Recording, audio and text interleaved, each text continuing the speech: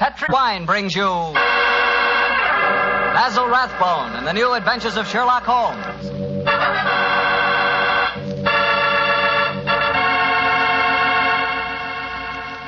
The Petri family, the family that took time to bring you good wine, invites you to listen to Dr. Watson tell us another exciting adventure he shared with his good friend, that master detective, Sherlock Holmes. And as for me, well, I'd like to ask you if you know that one of the favorite wines of American women is Petri California Muscatel. In fact, the whole family likes Petri Muscatel. And you'll certainly know why if you'll just pour yourself a glass. Why, that Petri Muscatel is wonderful just to look at. It's the color of sheer gold. And raise that glass of Petri Muscatel to your lips. Oh, boy, what a wine. Look, did you ever walk through a vineyard early in the morning? You know, when the dew is still clinging to the grapes? And did you taste one of those luscious, plump muscat grapes? Then you'll know what to expect the first time you taste Petri Muscatel.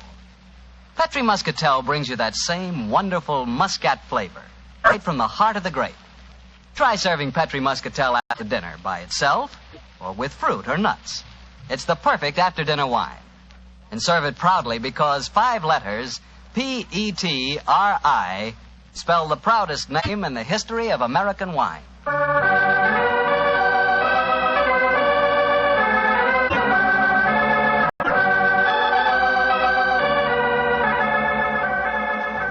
And now I'm sure our good friend Dr. Watson is ready for us. Let's go in and join. Come in. Oh, there you are, Mr. Bartell. Good evening, Doctor. Are you all ready with tonight's new Sherlock Holmes adventure? I'm ready if you are, my boy. How would you like to hear a story that took place in Italy? In Italy? Say, you and the great Sherlock Holmes certainly did get around. What took you there, Doctor? We'd gone to Rome to investigate the sudden death of Cardinal Tosca. An inquiry, which I may tell you, Mr. Bartell, was carried out by Holmes at the express desire of His Holiness the Pope. Oh, say, Doctor, that sounds like a wonderful... No, Mr. Bartell, that's a story that I'm afraid I can never tell you. However, tonight's adventure took place a few days after Holmes had brought his case to a satisfactory, though somewhat terrifying, conclusion. I suggested to the great man that a short holiday would be good for us before returning to England. And so we spent some happy days browsing among the architectural treasures of old Rome. The Colosseum, the Baths of Caracalla, the Forum, the wonderful ruins on the Palatine Hill. I couldn't drag Holmes away from them, Mr. Bartell. And at night time he was able to indulge to his heart's content his great love of music. Finally, it was 2 nights before we were to sail for England, I remember. We went to the opera house to hear the famous Italian soprano Gina Valchesi singing Verdi's immortal La Traviata. I can hear that exquisite voice now, Mr. Bartell, as Holmes and I, seated in a box, listened spellbound to the great Valchesi singing her last act aria.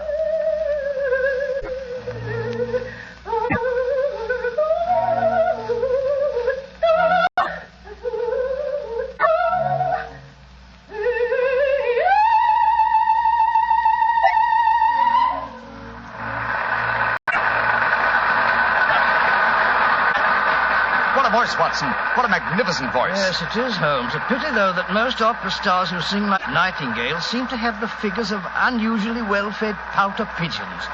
Poor woman, she must weigh at least 20 stone. Nevertheless, you mustn't refer to her as poor, my dear chap.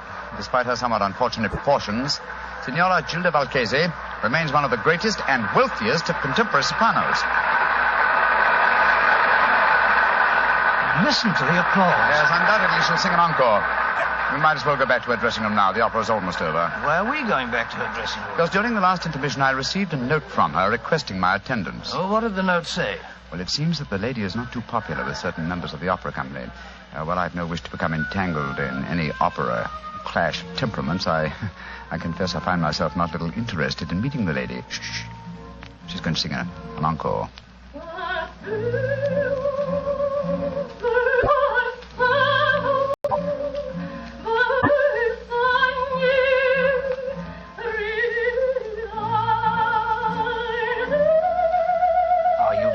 Going back to her dressing room? Certainly, my dear fellow.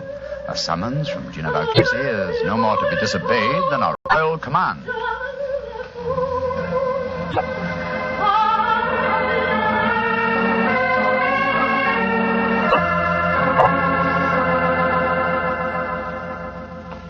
I'm must ask you, gentlemen, not to stand outside La Valchese's dressing room. We permit no strangers, particularly foreigners. But the Signora has requested our presence. May I ask who you are? Permit me to introduce myself, gentlemen. I am Armando Bellini, Inspector of Police. And my name is Holmes, Sherlock Holmes, and this is my friend, Dr. Watson. Sherlock Holmes? But this is a great honor. Allow me to apologize. Here in the Opera House, we have to be so careful, you understand, of intrigues. There are so many. But Senor Holmes and his friend, I am so happy to meet you both. At headquarters, I hear wonderful reports of your work in the Cardinal Tosca affair. I should prefer not to mention that unfortunate matter, Inspector, except under conditions of extreme privacy. Oh, quite so. And behind the scenes at the opera is not the most secluded place. Please to forgive me. You are waiting to see La Valchese? Yes. Well, she is still on the stage. She has requested your presence, you say, Senor Holmes? Yes, I trust the meeting is to be a social and not a professional one. We're sailing for England in a couple of days. And you came to hear the great Valchese sing before you left. Most understandable. A magnificent voice, Inspector. Yes, Doctor. And still, well, I am a devout opera lover myself. Yet I cannot help but feel its future lies with those who can add a youth and beauty to a great voice. That's true. True, Signor. But where can you find such a combination? I have found it. Here in the opera, there is a girl. She is my protege. Someday, I hope she will be my wife. At the moment, she is only understudying La Valchese. If she should ever get the opportunity of singing in her place, then a new star will be born. Oh, really? What's her name? Lisa Bordoni. She has but recently come to Rome from Milano, where she was studied with the great Alfieri. Confidentially, I think that La Valchese is so jealous of her that... Oh, here is Lisa now. And that is her brother with her. Lisa, cara mia, please to join us. By George, what a beautiful girl. What is it, Armando? Permit me to present the famous English detective, Senor Sherlock Holmes, and his friend, Dr. Watson. How do you do? How do you do, young lady? Glad to meet you both. This is my brother, Wally. How do you do, sir? I certainly feel that I know a lot about you two gentlemen. No, I can't tell you how many times I've read your stories, Dr. Watson. Indeed, sir. I'm very flattered. Lisa, cara mia, we were just saying that in youth and beauty, combined with the voice, lies our future hope in the opera. Your day will come, Lisa mia. Your day will come soon. I hope you're right, Armando. But as long as I understudy Gina Valchese, I don't see when I'll get my chance. She's disgustingly healthy. If you'll pardon my saying so, young lady, though your name is Bordoni, you and your brother don't sound in the least Italian. Well, we're not, Mr. Holmes. We're American. But to succeed in Italian opera, my sister has found that an Italian name is essential. So the Borden family became the Bordonis. In any case, my real name is Lizzie Borden. Oh, really? I'm sure you, Mr. Holmes, as a famous detective, will see that I had to change my name. Yes, I can well understand. Who was Lizzie Borden? Well, my dear fellow, one of the greatest and most successful of murderesses, who wielded an axe with incredible dexterity. I've often regretted that I was in Tibet instead of America at the time of that particular case. Senor Holmes, I do not understand you Anglo-Saxons.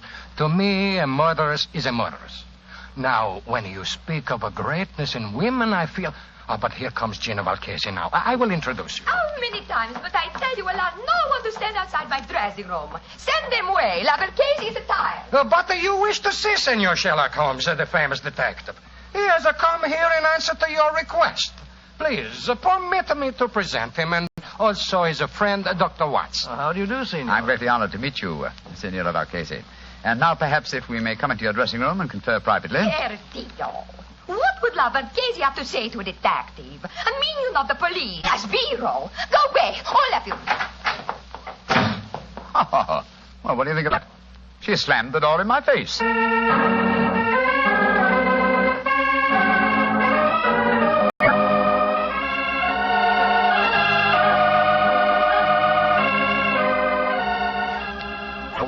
Waiter.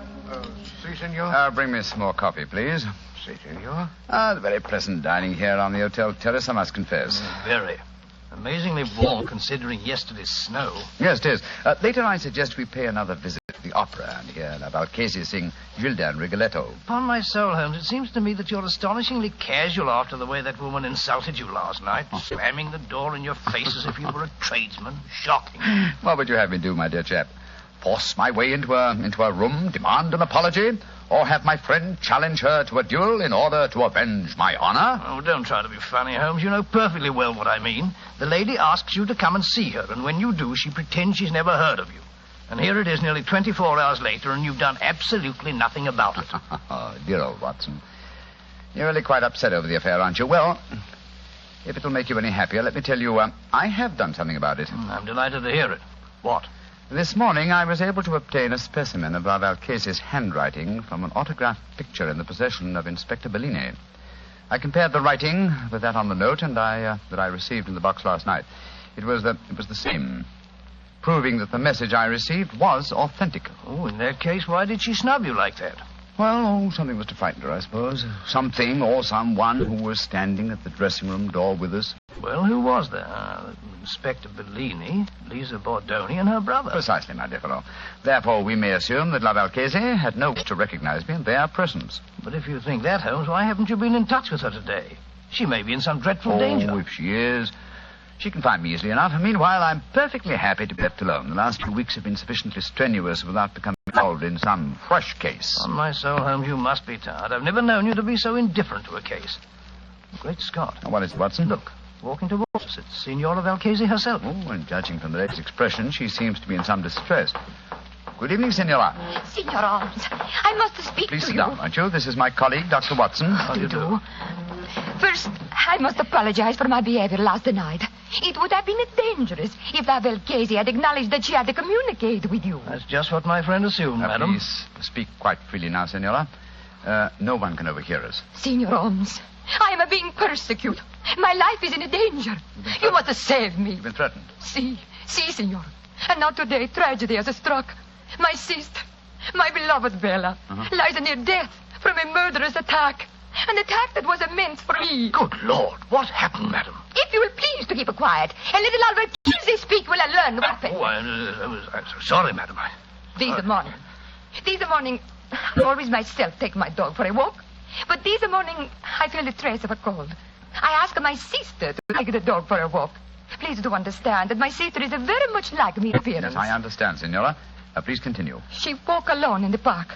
From nowhere, a horseman come gallop and ride her down. This much I learned from the traces in the snow when I worry and go to find her. Was she able to tell you who the horseman was? Oh, no, she cannot speak, Signor.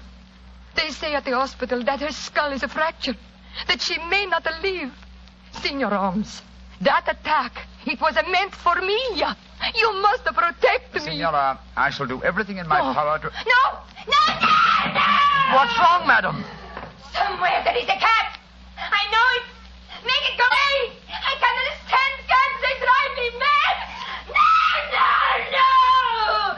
Oh, make it go away, please. I cannot sense them without even seeing them. Shoot, run away, shoot. No. I can't see please, one. It must be your imagination.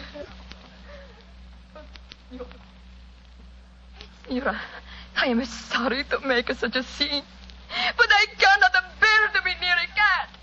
I cannot tell you what it do to me. It may sound a foolish weakness. No, not at all, Signora. Such a condition is quite common. In fact, I believe medical science has given it a name. It's known as ailurophobia. Oh, whatever it is called. It make me ill. I must go to my room. I cannot stand much more. My poor sister. I imagine with your sister at death's door, Signora, you will not sing tonight. Signor Holmes, I love her very much. But even a sister is only a sister. My art is my life. In an hour, Signor, I sing Gilda in a Rigoletto. You will attend the performance. And afterward, you will tell La Valchese how she may trap this devil who seek to destroy her.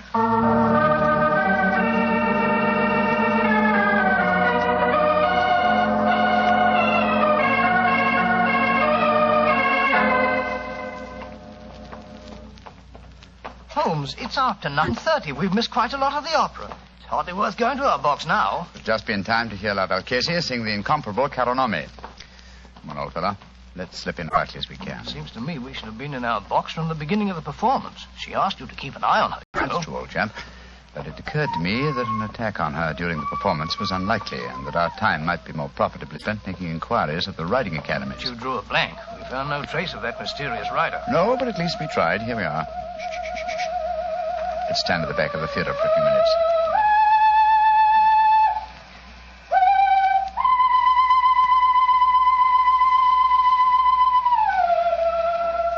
Great Scott! That isn't Valchese singing.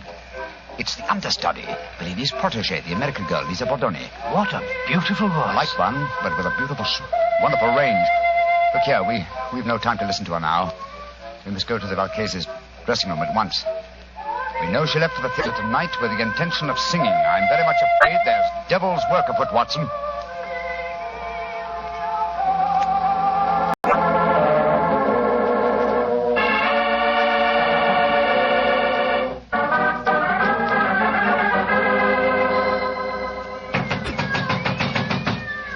Doesn't she answer? Shh.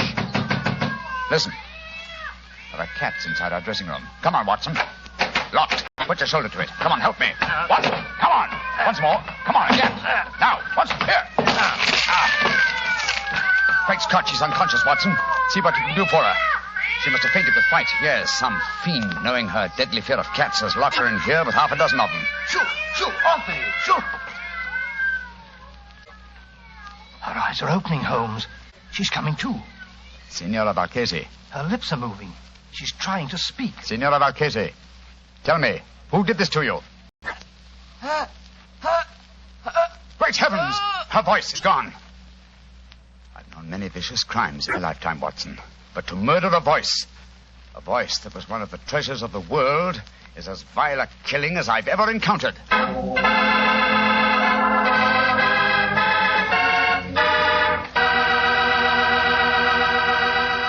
Dr. Watson will tell you the rest of his story in just a few seconds. And right now would be a wonderful time to try a glass of Petri California Port. In the evening after dinner, well, any time you're taking things easy, is the perfect time for Petri Port.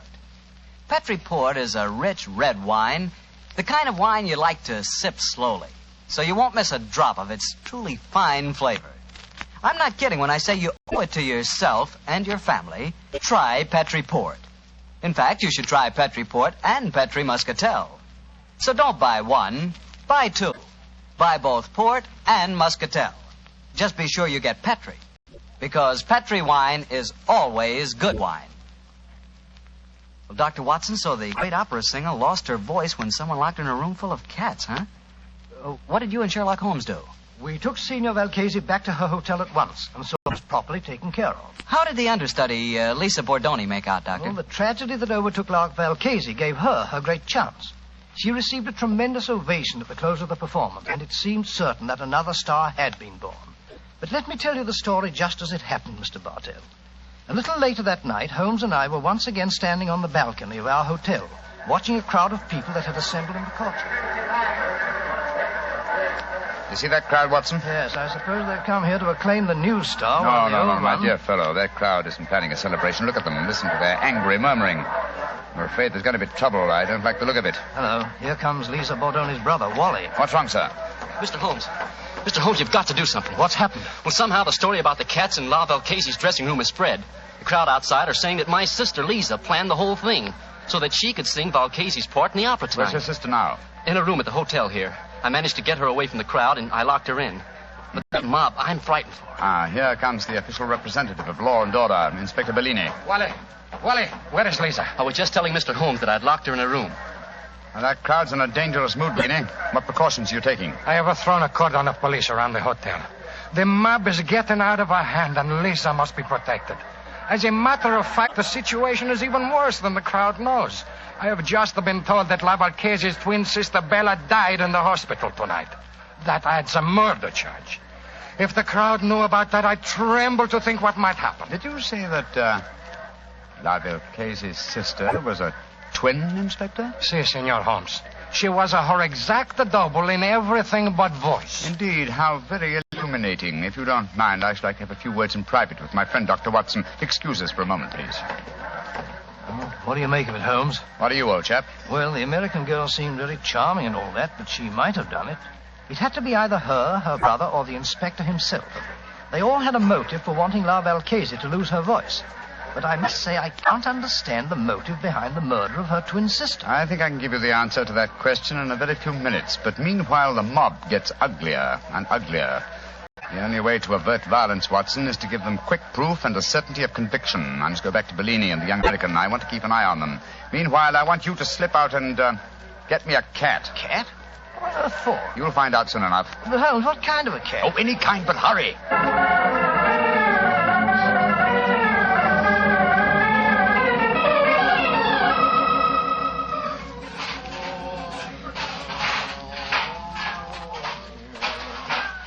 Kitty, come on, Kitty.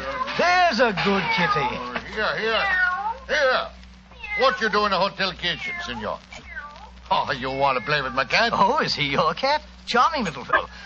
I'd like to borrow him for a little while. Why you want to borrow my cat? Oh, I thought I'd take him up to my hotel room and have a little game with him. I've got some old socks he can play with. Deal. The English, they are a crazy race. My cat does not like to play with the old socks. Look here. Here's 50 lira for you. Wait. Oh, no. I tell you, my cat does not like to play with old socks. My cat will stay here, and you can keep your money. I'll give you 100 lira. So that you may stuff my cat full of old socks? No. Give me back my cat. Oh, the place is with you. You'll get it back later. Stop him. The crazy Englishman is stealing my cat. Stop.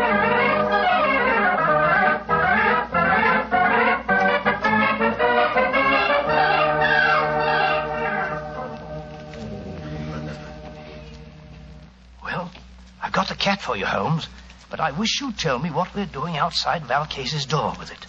I'm going to try an experiment. You open her bedroom door softly. So. Slip the cat in. So. And close the door. Holmes, man, what the blazes do you think you're doing? You'll drive her mad. I think not. Listen. And watch through the keyhole if you can. You come from, you stupid cat. Go away. Holmes, her voice. It's come back. Yes, I thought it might. I can see her through the keyhole. She's picking the cat up by the scruff of its neck. She's walking toward the balcony. Yes, and towards the crowds down below. An excellent opportunity for a public confession. Come on. Stella? What do you want? I charge you with the murder of your sister, the great singer, Valcase.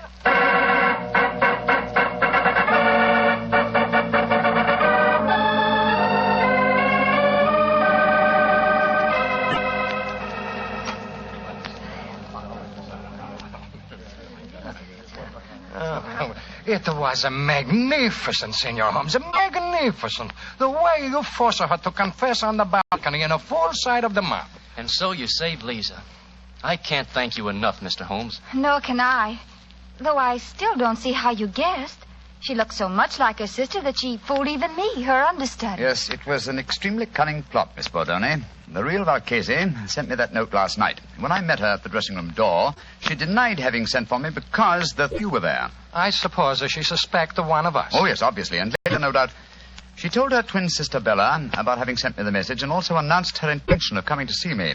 Bella saw her opportunity, murdered La Valcase, assumed her identity, and to give added realism to her role, followed through with her sister's plan by coming to see me today. But I still don't understand this business, Mr. Holmes. Why did the twin sister lock herself in her dressing room and fill it with cats? What did it accomplish? It gave me the chance to sing. Yes, that's true. Which is why Watson felt certain the criminal must be you, your brother, or Signor Bellini. But you see, the episode with the cats accomplished one other thing. It made it plausible that the great Valcase should never sing again. To whose advantage would that be? An impostor, of course. In the person of a twin sister who could not sing and who must surely envy her sister's great will. Exactly, my dear fellow. As soon as I knew they were twin sisters in everything but voice, it became more than a possibility. It became probability, but it had to be tested. That's why I sent for the cat, Watson. When the sister, thinking herself unobserved, exhibited no terror for cats, well, it became a certainty. Upon my soul, Holmes, this is as fantastic a plot as ever we've met. A diabolical plan, Watson. And I'm only thankful, Miss Bordone, that we were able to expose it before the crowd reached you tonight. I don't know what I can ever do to repay you, Mr. Holmes. Oh, that would be hard, my dear. A box of Covent Garden for your London debut would be, an ample repayment. And from what I hear of your reception in Rigoletto tonight, I shan't have to wait very long for that reward, eh? It's a promise, Mr. Holmes. Come in. Oh, excuse me, please. All over the hotel I'm looking for my cat. I say to myself, there he is. He's stealing my cat. Inspector Bellino, you arrest him. He tried to bribe him. He ran away with my cat and fill him full of old English socks. Oh, this should be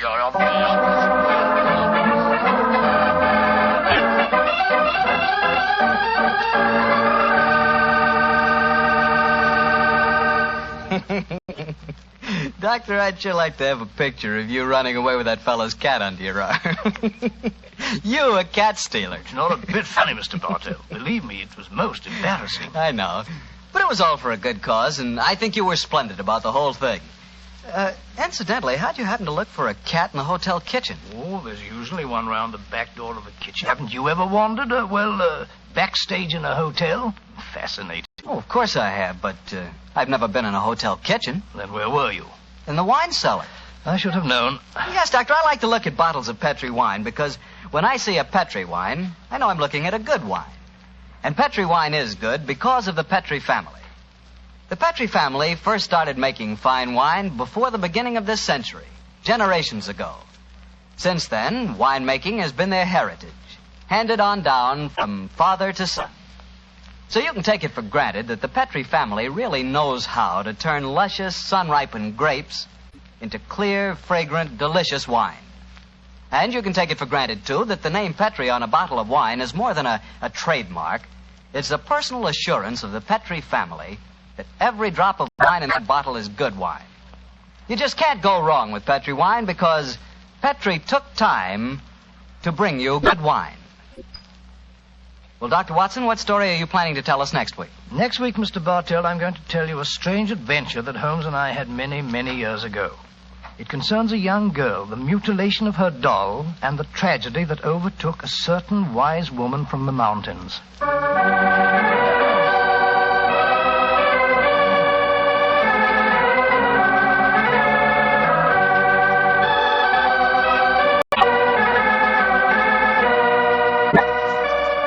Tonight's Sherlock Holmes adventure was written by Dennis Green and Anthony Boucher and was suggested by an incident in the Sir Arthur Conan Doyle story, The Adventure of Black Peter. Music is by Dean Fossler.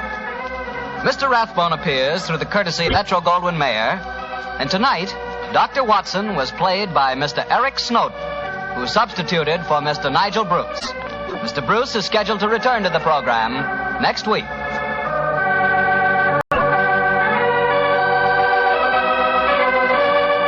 Wine Company of San Francisco, California, invites you to tune in again next week, same time, same station. Sherlock Holmes comes to you from our Hollywood studios.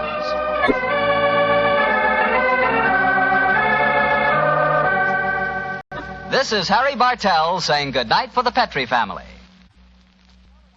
For a solid hour of exciting mystery dramas, listen every Monday on most of these same stations at 8 o'clock to Michael Shayne, followed immediately by Sherlock Holmes.